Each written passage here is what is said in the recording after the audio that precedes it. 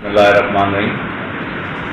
कलाकूं social media ऐं जेको असांजी इलेक्ट्रॉनिक मीडिया ते हिकिड़े फ़ैसिले जो ज़िक्र हली रहियो आहे, उन जी मां सम्झां थो त मां क्लैरिफिकेशन जे लाइ तव्हां सॼे दोस्तनि खे ॿुधायां थो त कल्ह इहा जेका गुरसा हुया, जेका असांजी न्याणी हुई, उन जा वारिस ऐं जेके इल्ज़ाम हेठि तुर हुई, जेके टे असांजा दोस्त जेके हिन महिल जेल में मौजूदु आहिनि, त उन्हनि जी जेको आहे सो कल्ह हिकिड़ी गॾिजाणी वेही कईसीं ऐं कोशिशि कईसीं को मसइलत जो रस्तो कढूं।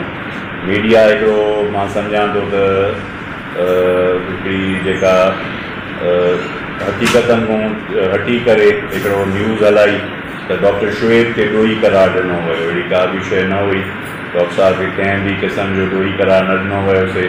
बाक़ी हिकिड़ो असां कोशिशि कईसीं त वेही ऐं पंहिंजो उन्हनि जी का मसइलत कयूं, छोकी होती हमरा जेके आहिनि उहे जेल में आहिनि।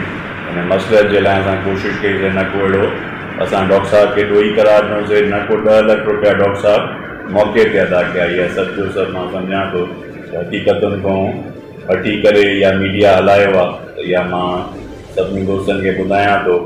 या असां जेके बि हिते दोस्त आहियूं, असां इहो वेही कोशिशि कईसीं त का हुननि जी मसइलत ऐं इस्लाह कयूं। बाक़ी डॉक्टर साहिब जे ॾोही करण जी या डॉक्टर 10 लख मौक़े ते अदा करण जहिड़ी का बि ॻाल्हि कोन्हे।